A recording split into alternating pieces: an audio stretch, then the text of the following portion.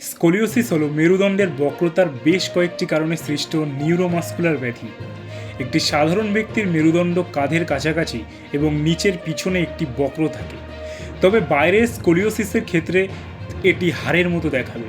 মেরুদণ্ডের ত্রিমাত্রিক প্রান্তিকীকরণ, যা একটি বক্ররেখা সৃষ্টি করে, স্কোলিওসিসের অন্যতম প্রধান লক্ষণ। স্কোলিওসিসটি সাধারণত 10 থেকে 15 বছর বয়সী শিশুদের ক্ষেত্রে ঘটে, তবে এটি প্রাপ্তবয়স্কদের পাশাপাশি শিশুদের ক্ষেত্রেও ঘটে।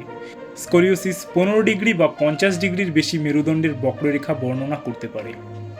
বক্ররেখা মেরুদণ্ডের বিভিন্ন পয়েন্টে ঘটতে পারে, যা পেলভিসকে বাঁকাতে পারে।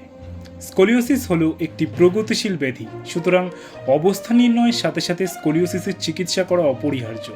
স্কোলিওসিস সচেতনতা স্পাইন রিসার্চ ফাউন্ডেশন ও এইচপি ঘোষ হাসপাতালের যৌথ উদ্যোগে সম্মুখ সচেতনতার লক্ষ্যে একটি অনুষ্ঠান আয়োজিত হয়। কত প্রকারের স্কোলিওসিস, তার উপসর্গ, প্রতিকারের উপায় নিয়ে আলোচনা করেন ডাক্তার সৌম্যজিৎ বসু, ডাক্তার অমিতাভ বিশ্বাস এবং doctor Triyanjan Sarengi. Spine research foundation ইতিমধ্যেই অত্যাধুনিক চিকিৎসা পদ্ধতির মাধ্যমে 30 জন রোগীকে সুস্থ করে তুলেছে। চিকিৎসকদের পাশাপাশি অনুষ্ঠানে স্কোলিওসিস রোগ থেকে সম্পূর্ণরূপে সুস্থ হয়ে সাধারণ জীবনে ফিরে আসার গল্প বললেন ভুক্তভোগীরা। এই রোগের ক্ষেত্রে দরকার প্রাথমিক স্তরে নির্ণয় ও তার প্রতিবিধান, চিকিৎসা খরচ আয়ত্তের মধ্যে। তো বিভিন্ন যোগাসন সেন্টারে ভর্তি হই, তো কিছুতেই কিছু উন্নতি হয় না, অবনতি হতে থাকে, বছর ঘুরে যায়, মাস ঘুরে যায়, কিছু হয় না। তো তারপরে যখন ফাইনালি এখানে আসবার পরে এনারা বলেন যে আমারটা একটু সিরিয়াস টাইপেরই ছিল। তো এক্সাক্ট স্পেসিফিকেশন বাসু আঙ্কেল বা শানিকি আঙ্কেল বলতে পারবে। আমার যতদূর মনে আছে কিং টাইপ 4 আর T4 12 4, রাইট?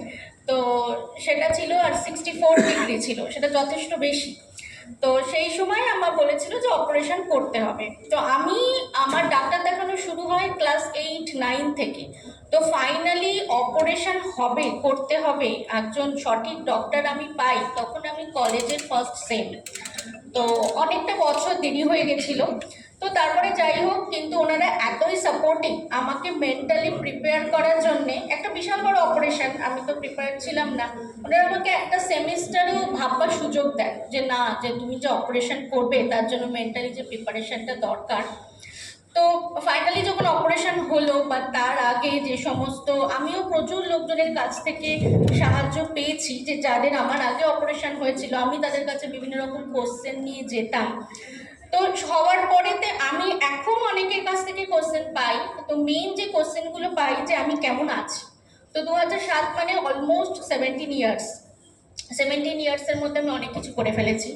আমি একজন সফটওয়্যার ইঞ্জিনিয়ার, তো আমাকে 8 থেকে 12 ঘন্টাও কাজ করতে হয়ে থাকে। আমি কর্মসূত্রে বিভিন্ন টাইমে, মানে অলমোস্ট যবে থেকে চাকরি পেয়েছি, 2011 সালে আমি চাকরি পাই, তবে থেকে আমি বাড়ির বাইরে দেশের বাইরে, আমি টেক্সাস, লন্ডন, বিভিন্ন টাইমে একা ছিলাম। তো একা থাকতে হলে আপনারা বুঝতে পারছেন যে কতটা নিজেকে নিজে সাপোর্ট করতে হয়। তো সেখানে আমার কোনোটাতেই অসুবিধা হয়নি। তো ডক্টর আঙ্কেলরা সব সময় আমাকে মনে সাহস জুগিয়ে যেত। প্রথম ভয় লাগতো যে একটু পিঠে ব্যথা করছে, এটা কি তাহলে স্কোলিওসিসের ব্যথা হলো? তো প্রতিবারই যখন এখানে ছিলাম, ওনাদের কাছে চেক আপে আসি, ওনারা দেখিয়ে দিতেন যে কিসের ব্যথা, কেন হচ্ছে। নর্মালি একটা সার্টেন এজের পর অনেক রকম ব্যথা হয়, বাট আমার যেহেতু অপারেশন হয়েছিল, আমি সবসময় ওটার সাথে রিলেট করতাম, বাট ফাইনালি দেখা যেত ওটার সাথে রিলেটেড নয়। রোজ এক্সারসাইজ, ডেলি এক্সারসাইজ এক্সেট্রা এসব করে আমি ভালো আছি। গতই বছর আমার অপারেশনটা হয় জুন মাসে। তারপর থেকে 1 মান্থ অবধি আমার সব রেস্ট্রিকশন ছিল, স্কুল যাইনি বা কোনো খেলাধুলা করতে পারিনি, কোনো স্পোর্টস কিছু করতে পারিনি। তো আমায় বলা হয়েছিল ফার্স্টে যে 3 মাস পর বা 4 মাস পর জয়েন করতে হবে। বাট যখন আমি আফটার 2 মান্থ গেলাম চেক আপে, তখন আমায় বাসু স্যারই বললো যে এখনও স্কুল জয়েন করিসনি কেন, অনেক দিন তো হয়ে গেল, এখনও কেন জয়েন করিসনি। রূপাই ঘোষের রিপোর্ট, চেতনা বার্তা, জেগে থাকে, জাগিয়ে রাখে।